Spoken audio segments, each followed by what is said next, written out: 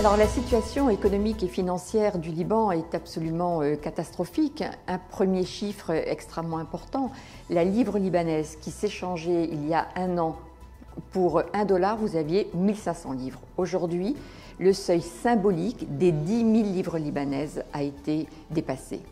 Qu'est-ce que cela veut dire? Cela veut dire que la population s'appauvrit tous les jours un peu plus, sans qu'il y ait la moindre perspective d'évolution, d'amélioration de la situation. Aujourd'hui, plus de la moitié de la population libanaise vit en dessous du seuil de pauvreté, alors qu'ils étaient à peine un tiers il y a un an.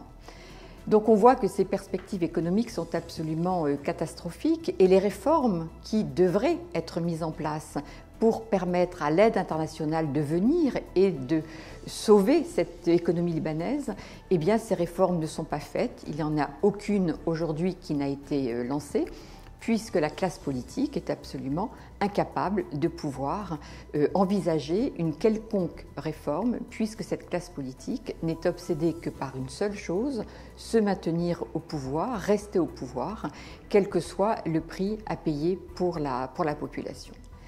Cette crise économique se double, comme vous le savez, d'une crise sanitaire et la conséquence est une conséquence immédiate, à savoir que les Libanais les plus démunis soit vont mourir du Covid, soit vont mourir de faim, puisque le confinement qui a été imposé pour lutter contre la pandémie a une conséquence, c'est que beaucoup de Libanais travaillent au jour le jour pour pouvoir se nourrir leur famille, mais s'ils ne peuvent pas sortir, ils ne peuvent pas gagner d'argent, ils ne peuvent pas se nourrir.